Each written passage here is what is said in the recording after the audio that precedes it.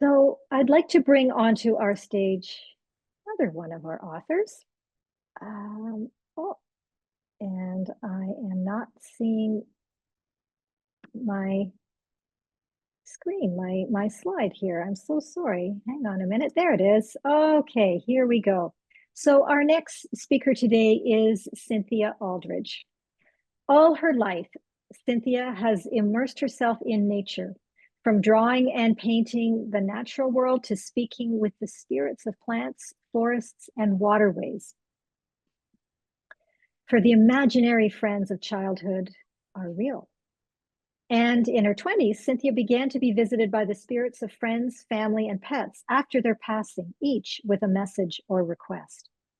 While teaching drawing and painting, Cynthia found great joy in assisting her students in removing blocks to their creativity and thus began a lifelong love of teaching and coaching. After the sudden and unexpected death of Cynthia's beloved husband, his spirit continued communicating with her, inspiring the writing of her memoir, Awakening to Life, a journey from grief to joy. That journey allowed Cynthia to hear the call to become a grief coach, and it illuminated the fear of death, dying, and grief that is held on our planet.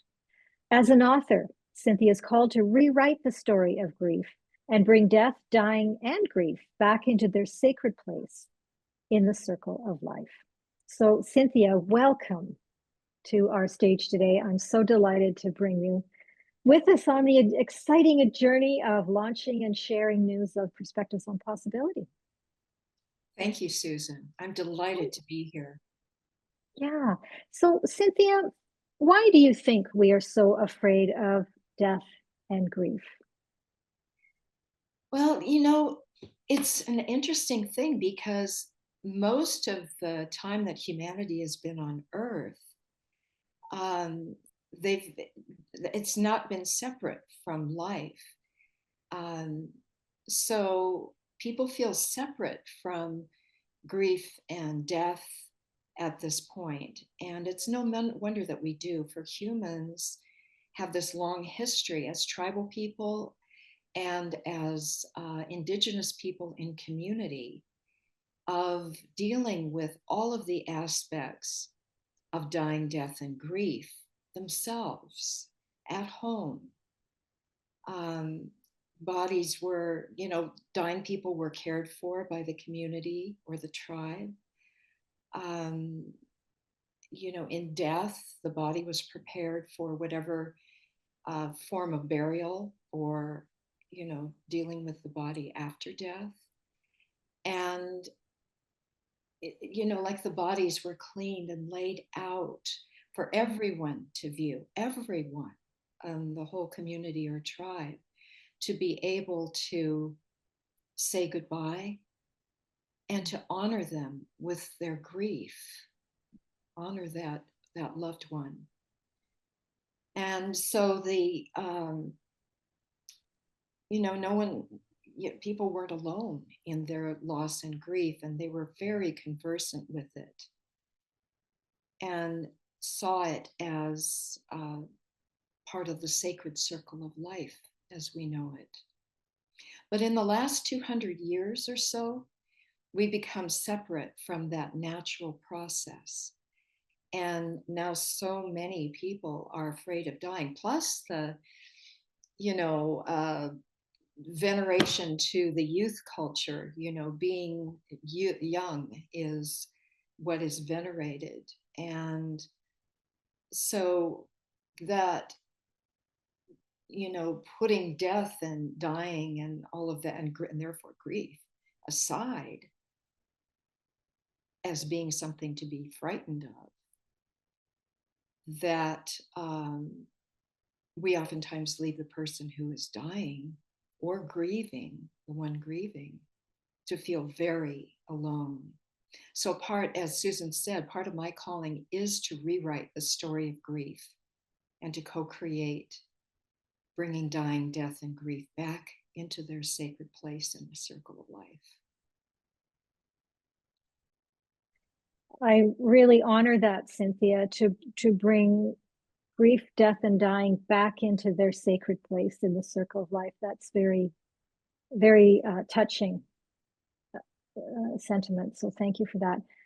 I wonder, Cynthia, if you could share with us what you feel the reader will get from this book. You know, there are, different perspectives and different possibilities of ways of looking at things. And I look to see our readers having their hearts opened and their minds expanded into the beautiful diversity of our humanity that is present in this book. And I know I have by reading it. Wonderful. Thank you, Cynthia. Now, Cynthia, you've offered to read from our chapter on grief, and I wonder if you would do that for us now. Yes, thank you. I will. Grief is an opportunity to love more deeply. The sudden and unexpected death of my beloved immediately swept me into a sea so cold and deep that I became numb to my thoughts and feelings, save that of heartbreaking open pain and love.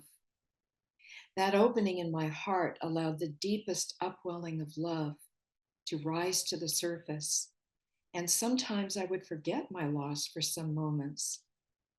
But this bone chilling pain would creep in again and enshroud me like a blanket of fog. This is how it was on the warm, late August night of his death, when Bruce came to me in spirit with an answer to my question, "Why did you leave?" He told me, "Don't worry, there's nothing wrong. It's perfect, exactly the way it's supposed to be. Don't forget that." I reached for my journal on the coffee table with the thought, I'd better write that down. "Yes," he said, "write it down." Being in shock had me cold and shaking, making it hard to write, until Bruce manifested as a large golden sphere of living light, sitting next to me on the living room couch. He partially merged the sphere of his being with my body and being until I was comfortably warm, causing the cold and shaking to cease. His golden warmth was pure love, sustaining and nurturing, warming me from the inside out. He stayed with me through the night, and then sleep overtook me an hour before dawn. And when I awakened with the light, he was gone, and still I felt the nurturing warmth his loving presence had brought to me. I didn't yet know that the unnumbing pain and the loving golden memory would coexist within me for some time. Being in grief, yet intensely full of love and pain, was such a singular experience. Grief was now a part of my life, and I didn't want to miss any more of my precious life.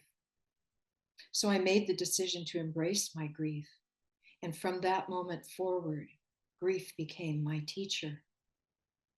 Making a conscious decision to welcome grief into my life led to being conscious of the ways grief was transforming and informing me. I was starting to feel grief as a part of love, a part that says, by not pushing away your pain, you allow grief to stay present. When love is present, your heart remains open and love can grow. Grief is healing in motion, and it encompasses all emotions. Constricting the expression of grief limits the freedom of an individual to fully feel and experience their losses, and therefore their joys. We are human. It is our birthright to feel the experiences of our lives, for that is the foundation of how we organically learn.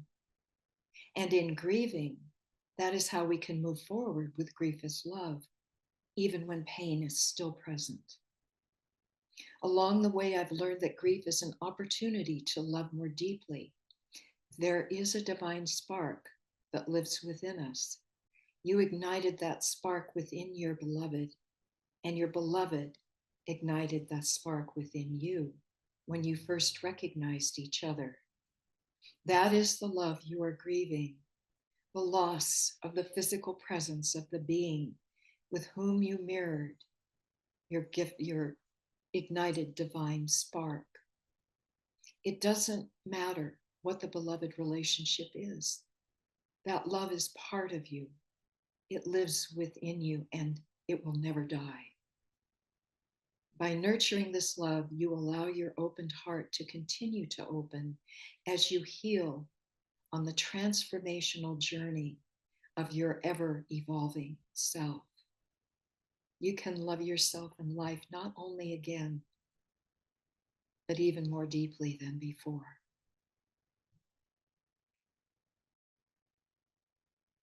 Absolutely beautiful, Cynthia. Thank you. Such a reverence that you bring to the topic of death, dying, and grief. It's really very beautiful. Thank you. Again, if you would like to purchase more of Cynthia's beautiful writing, you can do that through the link that we're going to be sharing on the page where you'll find this video. The book is called Perspectives on Possibility, and Cynthia, as all of our authors have, has contributed to every chapter. So you'll want to be taking a look and hearing more from what Cynthia has to say in the book.